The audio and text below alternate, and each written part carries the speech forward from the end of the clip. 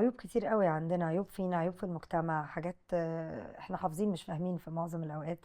المجتمع بيفرض عليك حاجات، المدرسة، الجامعة، الناس، المحيط اللي حواليك.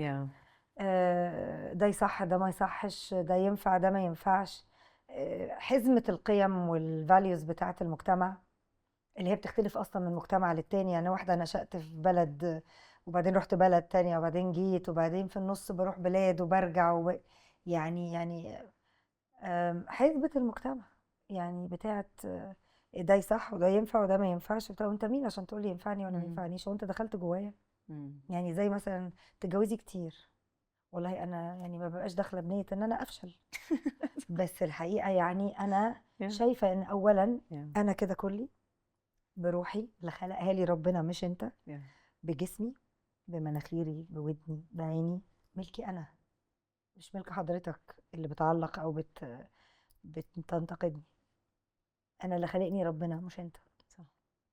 فبالتالي يعني اللي له سي في حياتي هو اللي خلقني، وبعد كده انا يمكن كمان الاب والام، يمكن كمان. انا بقول لك مش معنى ان هم خلفونا فهم يملكونا. وانا بكلمك الكلام ده وانا عندي اولاد وبطبق الكلام ده، مش معنى ان هم اولادي يعني انا اتحكم فيهم. لا، هم ليهم شخصيات مستقله وليهم ارائهم وليهم في فرق بين الحب وحب التملك. فانا مع انه مش عشان احنا لينا اهل يبقى هم ملكونا. احنا امانه بالمناسبه، يعني احنا امانه، ولادنا اللي جم دول امانه، ما هماش بتوعنا ولا احنا بتوع اهالينا. فبالتالي اللي له سي في حياتي او له حق انه يعلق على حياتي هو اللي خلقني وابويا وامي وبس.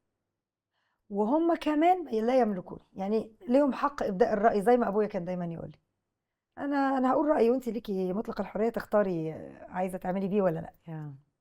ف دي حاجه دايما انا بشوف الناس بتنتقدها او بتتكلم عليها، وانت مالك؟ دي حاجه تخصني انا، صح. دي حاجه ما تخصكش. انت حضرتك بتصرف عليا، انت بتدفع فواتيري حضرتك. انا مثلا يعني انت هتجيبني جبنه وعيش في التلاجة ولا يعني يعني انا طلبت منك مثلا يعني تجيب لنا المونه مثلا بتاعه البيت؟ يعني انت مالك؟ اتجوز مين او ما اتجوزش مين او اتجوز كام مره؟ مش مهم انا مرتاحه، مهم انا مرتاحه ولا لا. وبعدين ما حدش بيخش اي تجربه بيبقى عايز يفشل، صح. يعني انا كان نفسي انجح الحقيقه من اول مره، بس في نفس الوقت ما بعرفش اعيش كذبه، يعني ما اعرفش افضل عايشه مع حد وانا بكذب عليه.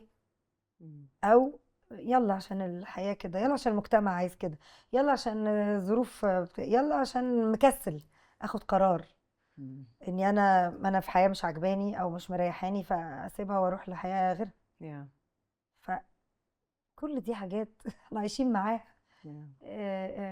يعني اوهام، عايشين مع اوهام انك لازم تجيب الجون الفلاني في المرمى الفلانيه علشان الجمهور يسقف. ما ان شاء الله عنه مسقف مش لازم يسقف على فكره، ومش لازم لما يسقف يسقف لي، ما حد تاني يجيب الجون، مش مهم. صح. فاهمه قصدي؟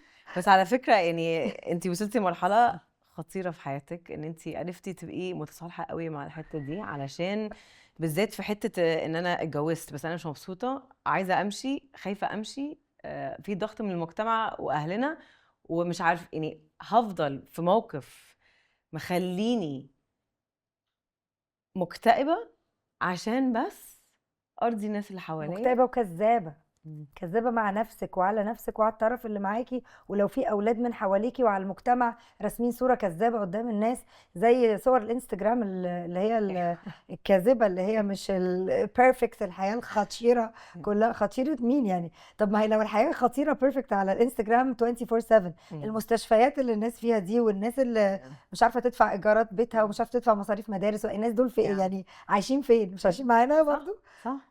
عشان كده بقول لك فكره. لا، وبعدين فكره ان انت مش من حقك تقول لي انا من حقي اجرب كام مره لحد لما ارتاح.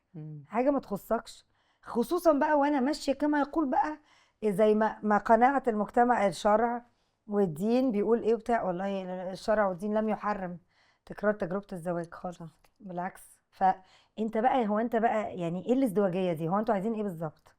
فانا بالنسبه لي هفضل اجرب حظي لحد ما ارتاح والاقي انسان مناسب ارتاح معاه واكبر واعجز معاه.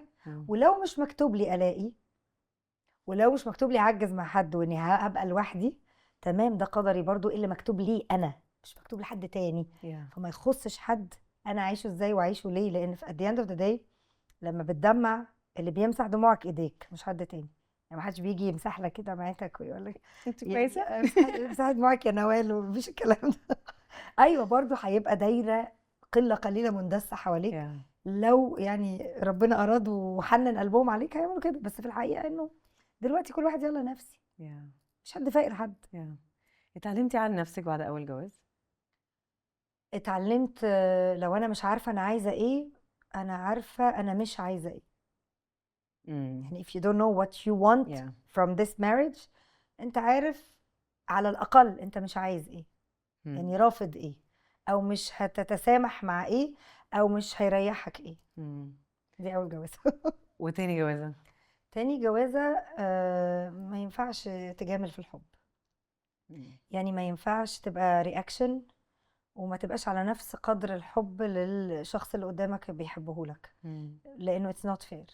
it's not fair ان انت حد يحبك قوي قوي وانت ما تبقاش بنفس القدر او حتى قريب منه شويه. عمره ما هيبقى بالظبط، صح، بس مش فير ولا ليك ولا ليه، لانك انت هتعيش بعقدة ذنب انك مش قادر تبقى على نفس درجة حب الطرف اللي قدامك، وهو بيدي وحاسس انه مش كفاية، وحتى لو قابل يعيش ويكمل فهو برضو مش فير ليه. صح. فلازم حد يقف وياخد قرار ويقول ده مش فير، ده مش عدل. دلوقتي لما ترجعي لورا، عشان طبعا واحنا في الموقف ما بنشوفش قوي اللي بيحصل، بنحس ان احنا فعلا صح، وساعتها بنبقى فعلا بنعمل الحاجه الصح لينا باللي احنا فاهمينه. بس لما ترجعي دلوقتي في المرحله اللي انت فيها دلوقتي، ايه اللي خلاكي، او ايه الجزء اللي جواكي اللي خلاكي تتجوزي اول جوازه وبعدين تاني جوازه؟ لا، اول جوازه دي اللي هي بتاعت المجتمع، اللي هي ماما عايزه ايه وبابا عايز ايه والمجتمع عايز ايه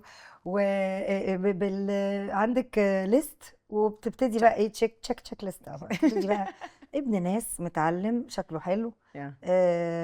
طيب يعني ده حتى انا بقول على تجربتي انا، هو فعلا كده يعني. ابو ولادي ربنا يديه الصحه، يعني هو فعلا هذا الرجل يعني. هو كذا هو كذا هو كذا، ابن ناس محترم مؤدب مش هيقل ادبه. ايه التشيك ليست دي؟ عارفه هيعرف يفتح بيت، مش عارف كل بالظبط كما يقول الكتاب والمجتمع والناس وبابا وماما وانور وجدي وكله. دي الجوازه الاولى. اوكي. فبتمشي اللي هو ايه، دخلتي مدرسه فخلصتي المدرسه، فدخلتي الجامعه فخلصتي، فابتديتي تشتغلي. طب لا فاضل ايه، ناقص ايه في التشيك ليست؟ الجواز. فلازم تمشي برضو مع رتم كنت صغيره قوي ساعتها؟ لا مش صغيره قوي، لا، لان كنت ابتديت حتى الكارير بتاعي وكل حاجه. بس بقول لك هي فكره البيبل بليزنج والاوبيدينس العالي، انك انت عايزه ترضي ترضي ترضي ترضي، واخر واحده بتفكري ترضيها هي انت. وفي النهايه متشافه ان انت برضو مستقله، وانك بتعملي اللي في دماغك. والحقيقه انا عايزه اقول لهم ولا حاجه طلعت، انا طلعت ما عملتش اي حاجه من اللي في دماغي، وعملت اللي انتوا عايزينه مني وانا مش واخده بالي. يعني تحسي انك بتتسرسبي كده، بتتسرقي.